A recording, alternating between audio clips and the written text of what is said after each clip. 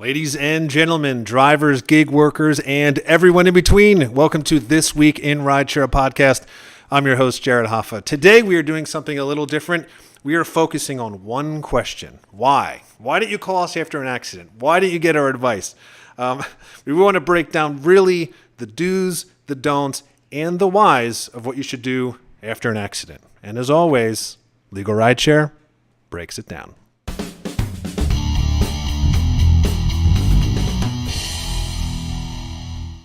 And of course, from Legal Rideshare, I'm joined by the co-founder and lead attorney, and on camera this time, Bryant Greening. Bryant, happy Thursday.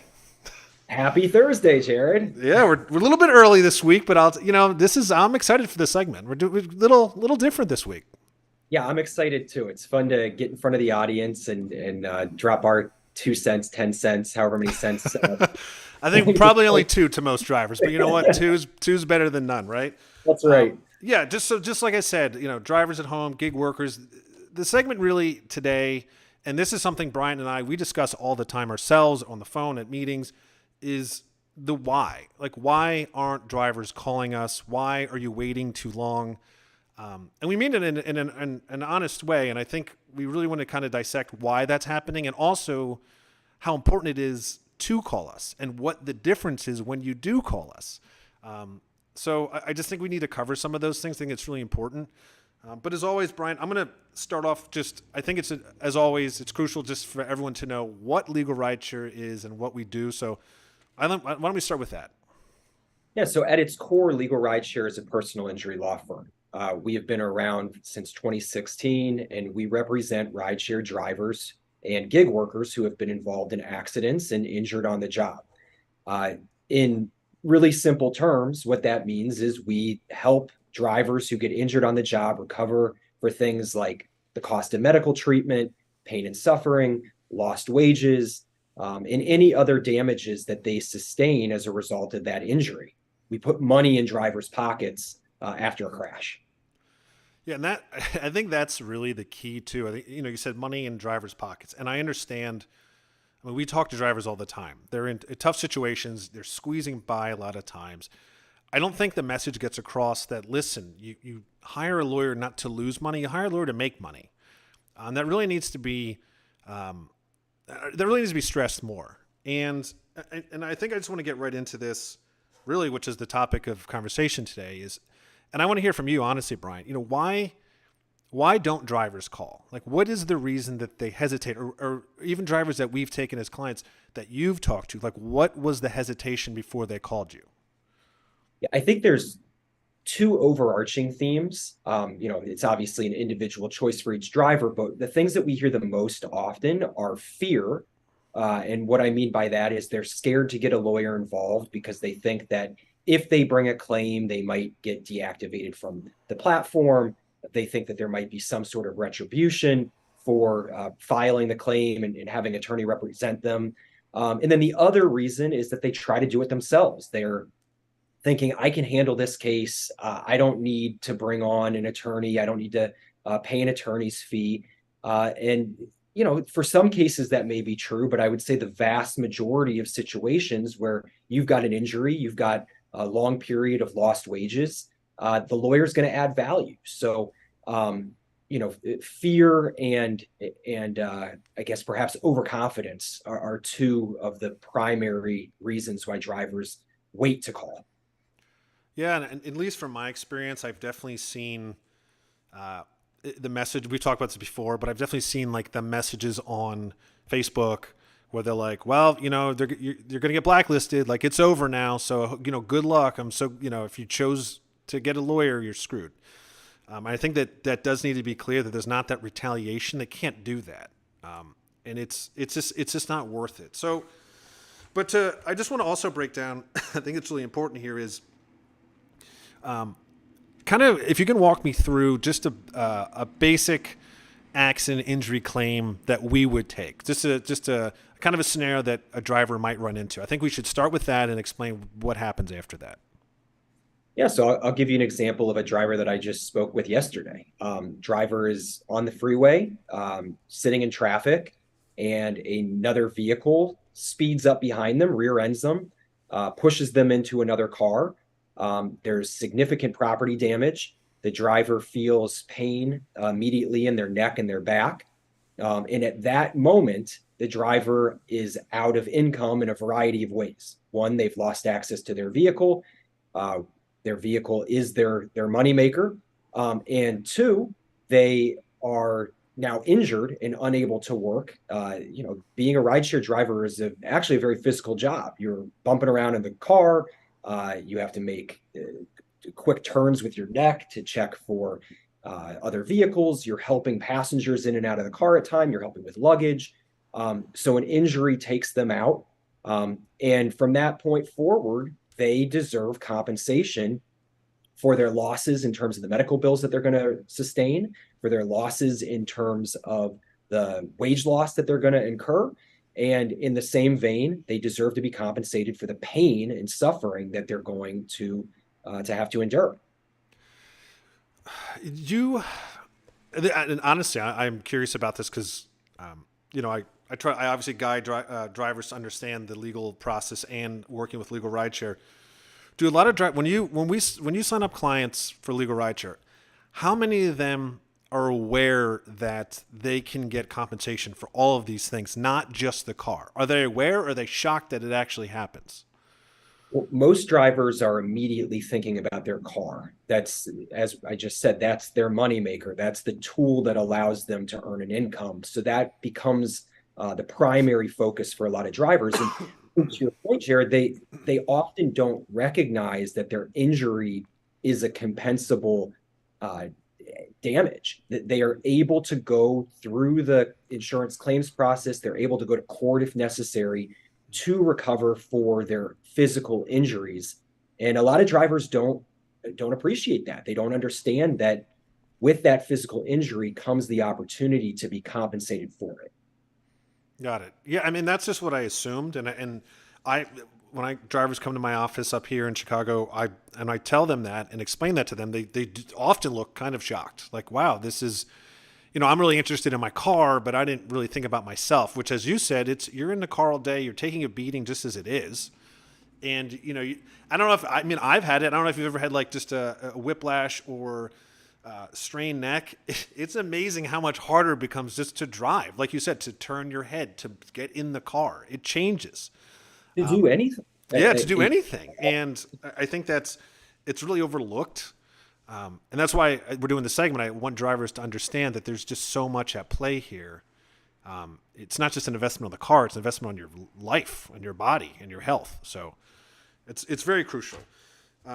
So let's say, that's a typical situation. And then can you just walk me through what that process would be like? So that driver's injured, and then once they get to you, what happens? Yeah, so with an injured driver calls and we talk about the claims process itself. We say, we're going to open claims with these insurance companies. These are going to be the primary players in your claim. The at-fault driver, his or her insurance is going to hopefully pick up most of the damage. If there's not enough insurance in that situation, from the at-fault driver, we can then go through the rideshare company. We're going to talk about the steps they need to take to get their vehicle repaired. And we'll talk about how they can create a strong foundation for their injury claim. And that means if you need medical treatment, you go get it. If you need assistance finding a doctor who can see you, say you don't have health insurance, so you don't know where you're going to go.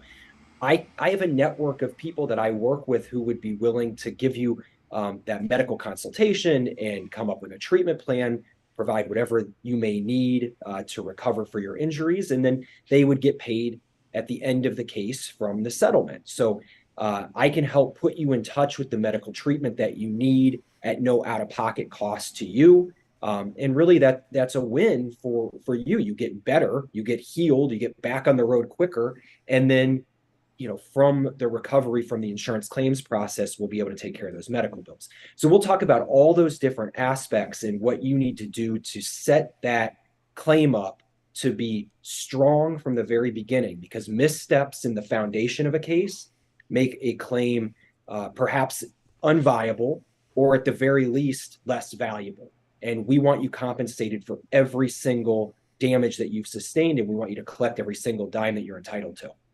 Exactly. And again, I think that's the, why didn't you call, right? It's as soon as you call, I think you have a really a good saying. It's like the sooner you call, the faster you get treatment, the faster you're back on the road. And that's really crucial for this because we have dealt with, and I have, and I know you have, dealt with situations where drivers waited way too long, maybe even 6 months to a year. They toughed it out. They didn't get treatment. They didn't talk to an attorney, and then they came to us and said, "Well, I'm in worse shape than I was a year ago, and now I need to drive, and I can't drive because I'm in so much pain." And just like you said, it's like if they had just called us early just to get a consultation, it would have changed everything for them. Yeah, and I'll just be honest with you. If that's you, if you call me 6 months after an accident and you haven't gotten any treatment and you haven't done anything with that claim, I'm gonna feel really bad for you, but I'm gonna tell you there's nothing I can do to help because there's just too much time that has passed between the date of the accident and the time of the treatment that I know how that case is going to go. If you call us the day of the occurrence, the day after, even the week after, we can help you, like I've said before, set that foundation. And if the foundation is weak, the house crumbles. If the foundation is strong, we're building a big case for you that's going to make sure that you're compensated fairly. No, exactly. And again, I think it's clear to emphasize this. When a driver calls and has a consultation and you sign them up, it turns out that this is something that we can help with.